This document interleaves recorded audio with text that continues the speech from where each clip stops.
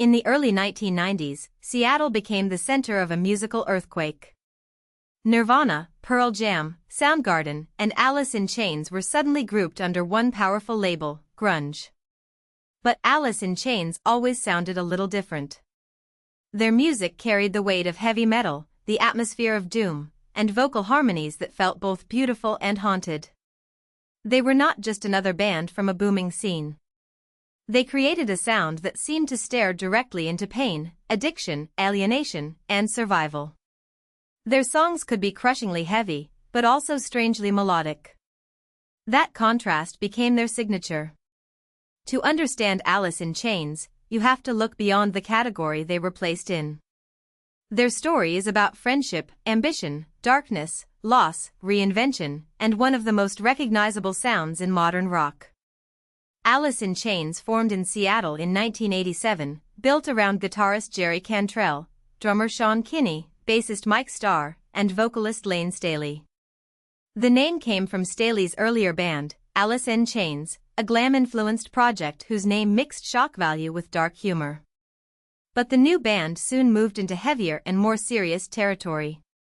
Cantrell brought riffs rooted in Black Sabbath-style heaviness and classic hard rock structure, while Staley brought a voice that could sound wounded, powerful, sarcastic, and otherworldly all at once. Kinney's drumming gave the music muscle without overcrowding it, and Starr's bass helped ground the band's early attack. From the beginning, Alice in Chains was not simply chasing trends. They were blending metal's weight with a darker emotional vocabulary that would soon connect with a massive audience. One of the band's most important creative forces was the partnership between Lane Staley and Jerry Cantrell. Staley was the lead vocalist in the classic era, but Cantrell was more than the guitarist. He was a songwriter, co-vocalist, and architect of the band's tone. Their voices together became one of rock's most distinctive sounds. Instead of traditional harmony that simply sweetens a melody, Alice in Chains often used harmonized vocals to create tension. Staley and Cantrell could sound like one divided voice, close together in pitch but emotionally unsettling. The result was instantly recognizable, mournful, metallic, and hypnotic. This vocal identity set them apart from many of their peers. Even when the guitars were massive, the harmonies carried the emotional center of the song, making the darkness feel intimate rather than distant. The band's first major breakthrough came with their 1990 debut album, Faceless. At the time, mainstream rock was still heavily shaped by late 1980s metal and hard rock, but Faceless pointed toward something colder and more brooding. Its defining single, Man in the Box, became a turning point. The song's grinding riff, talkbox-like guitar texture, and Staley's soaring chorus made it impossible to ignore. MTV and rock radio helped push it to a wider audience, giving Alice in Chains their first major exposure. The song did not sound polished in the same way as much of the era's commercial rock. It felt grimy, tense, and defiant. Faceless proved the band had both heavy credibility and mainstream potential. It also helped prepare the ground for Seattle's coming explosion. By 1991 and 1992, the Seattle scene had become a global phenomenon. Nirvana's Nevermind changed the music industry almost overnight, and labels, journalists, and fans began looking closely at other bands from the region. Alice in Chains was often described as grunge, but their relationship to that label was complicated. They shared Seattle roots, flannel-era imagery, and a sense of disillusionment with their peers. Yet their musical foundation leaned more heavily toward metal than punk. Their riffs were slower, darker, and more ominous. Their songs often felt less like eruptions of youthful chaos and more like descents into psychological pressure. This difference mattered. Alice in Chains expanded what people thought grunge could be, proving the movement was not a single sound but a broad collision of underground rock, metal, punk, and personal confession. In early 1992, Alice in Chains released the EP Sap, a more acoustic and understated project that showed another side of the band. It revealed that their darkness did not depend only on loud guitars. Their melodies, harmonies, and lyrical themes could feel just as intense when stripped down. Later that same year, they released Dirt, the album that would become their defining statement. Dirt was commercially successful, but it was also emotionally brutal. It dealt with addiction, guilt, anger, mortality, and emotional collapse in ways that felt uncomfortably direct. Rather than presenting darkness as style, Dirt sounded like a document from inside the struggle. The album's power came from that honesty. It was heavy not only because of the guitars, but because the subject matter felt lived in and impossible to fake. Dirt produced some of Alice in Chains' most enduring songs, including Rooster and Wood. Each showed a different part of the band's identity. Rooster, written by Jerry Cantrell about his father and the Vietnam War, transformed personal family history into a slow-building anthem of trauma and survival. Its emotional force came from restraint as much as volume. Wood carried a different kind of weight, written in connection with Andrew Wood, the late singer of Mother Love Bone, whose death deeply affected the Seattle music community. The song's bass-driven groove and unresolved mood made it one of the era's most memorable tracks. These songs helped Dirt reach beyond genre boundaries. They were not just heavy rock singles, they were stories of damage, memory, and consequence. The band's lineup changed in early 1993 when Mike Starr left and Mike Inez joined on bass. Inez brought stability and a strong musical presence as Alice in Chains moved deeper into their most successful period. In 1994, they released Jar of Flies, an acoustic-based EP that debuted at #1 on the Billboard 200. That achievement was historic for an EP and showed how large their audience had become. Jar of Flies included No Excuses, one of the band's most accessible and melodic songs, but the record still carried their signature melancholy.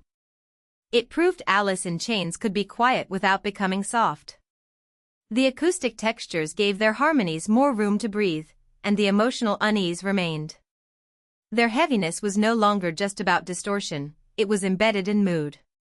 In 1995, Alice in Chains released their self-titled album, sometimes called Tripod because of its three-legged dog cover art.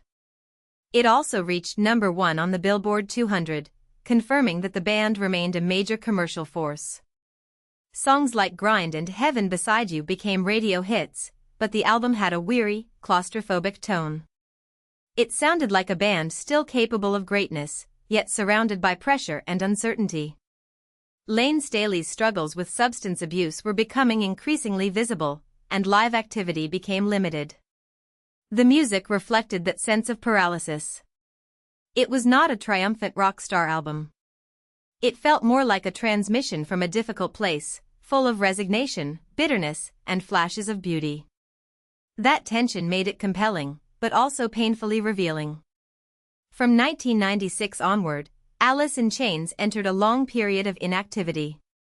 The band did not officially disappear, but they could not function in the same way.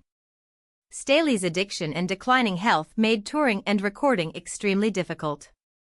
His voice and presence had been central to the band's identity, and his absence left a void that could not be easily filled. In 2002, Lane Staley died, marking one of the great tragedies of the Seattle era. For fans, his death felt like the end of a chapter that had already been shadowed by loss. Staley was remembered not only for his vocal power, but for the vulnerability and danger in his performances. He gave voice to pain in a way that many listeners recognized, even when the songs were difficult to hear. After Staley's death, it was unclear whether Alice in Chains could or should continue. The band eventually reunited in 2005, not as a simple comeback, but as a careful return to a legacy loaded with grief. In 2006, William Duvall joined as rhythm guitarist and shared lead vocal duties with Jerry Cantrell. This was a difficult role, because he was not merely joining a band, he was stepping into a space associated with one of rock's most beloved and unmistakable singers. Duvall's approach helped the band move forward without pretending the past had not happened. His voice blended with Cantrell's in a way that honored the group's harmonic identity while allowing new material to exist on its own terms. The reunion became less about replacement and more about continuation. The first major statement from the reunited lineup was Black Gives Way to Blue in 2009. The album carried enormous emotional weight because it had to answer the question of what Alice in Chains could be after Lane Staley.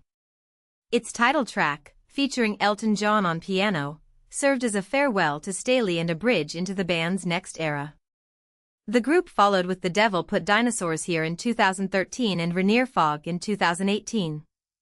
These albums showed that Alice in Chains was not only a nostalgia act. The modern lineup continued to explore heavy riffs, layered harmonies, and dark atmosphere while accepting the marks left by time. Their later work did not erase the past, it showed how a band can carry loss without being completely defined by it. Alice in Chains' legacy is measured both in numbers and influence.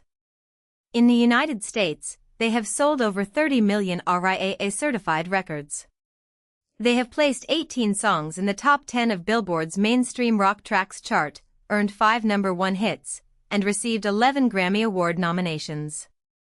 But their deeper importance lies in the sound they left behind. They helped make heavy music emotionally complex for a mainstream audience.